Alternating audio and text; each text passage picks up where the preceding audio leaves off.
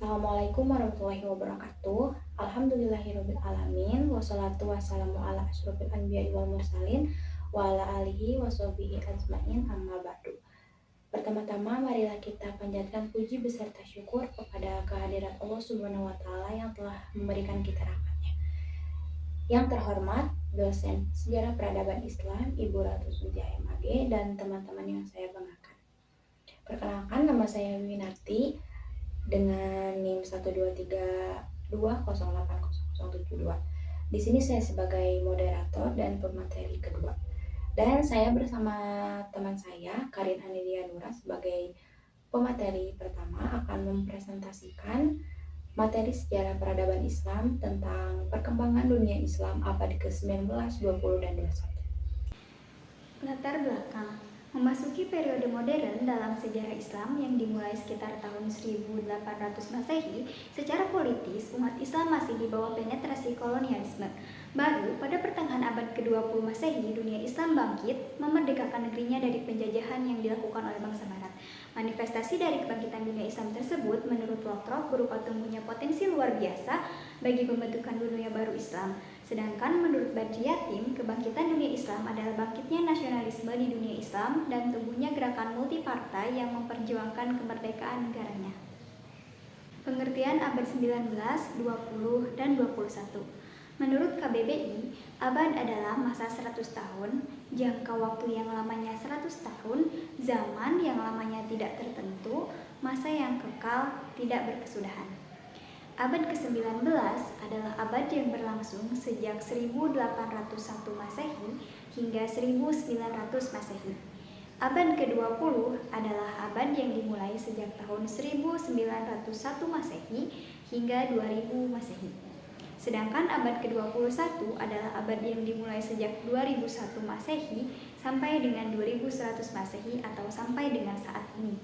Abad ke-19, 20, dan 21 seringkali disebut dengan abad modern. Peradaban dunia Islam pada abad ke-19, 20, dan 21. Menurut Nuruzzaman Siddiqi, sejarah peradaban Islam dibagi menjadi 3 periode.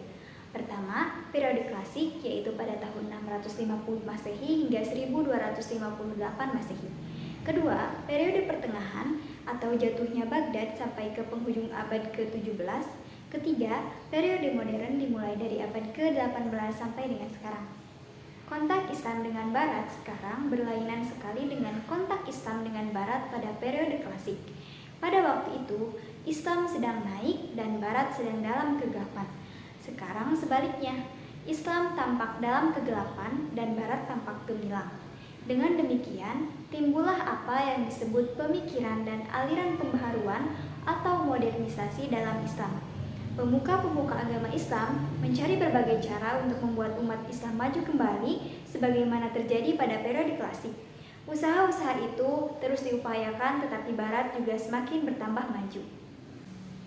Penetrasi kolonialisme Barat terhadap bangsa Islam.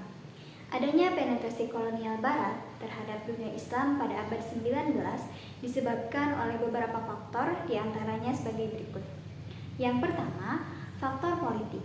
Sejak abad ke-17, negara adikuasa Turki Utsmani yang wilayahnya cukup luas tanpa didukung oleh kemajuan bidang ekonomi, sains, dan teknologi tidak mampu mempertahankan kekuasaan politiknya. Akibatnya, politik umat Islam juga mengalami kemunduran. Yang kedua, faktor ekonomi. Akibat besarnya anggaran militer untuk mempertahankan wilayah kekuasaan yang luas dan ditemukannya jalur perdagangan baru, yaitu jalur Tanjung Harapan oleh Vasco da Gama pada tahun 1498 Masehi menyebabkan ekonomi dunia Islam juga mengalami kemunduran.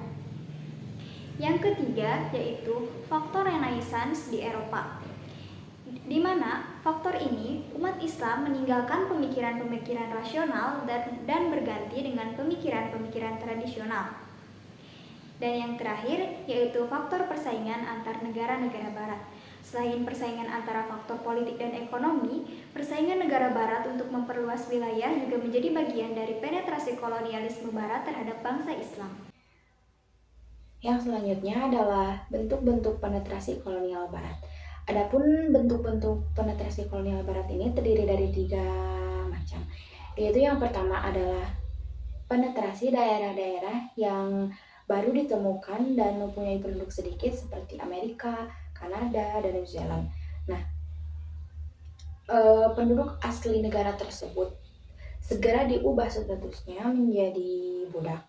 Sementara itu, orang-orang Eropa datang untuk menguasai tanah yang luas dan untuk menjadikan pemukiman mereka.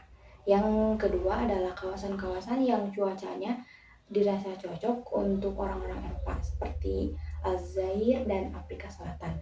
Nah, selama masa penjajahan, tradisi dan lembaga Aljazair ini diganti sepenuhnya oleh budaya, bahasa, dan kebudayaan Prancis. Yang ketiga adalah daerah-daerah yang dirasa tidak cocok dijadikan sebagai pemukiman untuk orang-orang Eropa. Daerah terbesar koloni berlangsung penindasan yang mengerikan serta penghancuran atas lembaga dan tradisi pribumi. Contohnya seperti pemberlakuan hukum Inggris secara paksa di anak benua India. Penetrasi kolonial Barat juga berdampak terhadap dunia Islam. Adapun dampak penetrasi Barat ke dunia Islam yang pertama adalah disintegrasi politik dan pemikiran di dunia Islam. Nah, selama berabad-abad, model kesatuan politik ala imperium atau negara dunia menjadi dasar perataan kehidupan politik umat Islam. Pada akhir abad 19, sejarah mulai mencatat kebangkitan 2 gerakan yang berpengaruh di dunia Islam. Yang pertama adalah nasionalisme seluler dan yang kedua adalah gerakan Islam. Adapun dampak yang kedua adalah kebangkitan nasionalisme di dunia Islam. Nah, penetrasi kolonial Barat juga mempunyai dampak negatif terhadap dunia dan umat Islam, seperti dalam bidang politik, ekonomi, budaya, agama, sosial, dan yang lain-lain. Pemerintah kolonial ini telah melumpuhkan masyarakat muslim, membekukan pemikiran, dan menguburkan masa kejayaan Islam masa lalu. Umat Islam menjadi terpuruk dalam kebodohan, keterbelakangan, dan kemiskinan.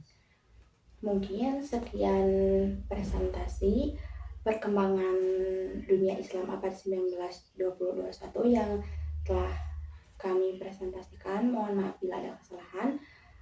Wabillahi taufiq wal hidayah. Wassalamualaikum warahmatullahi wabarakatuh.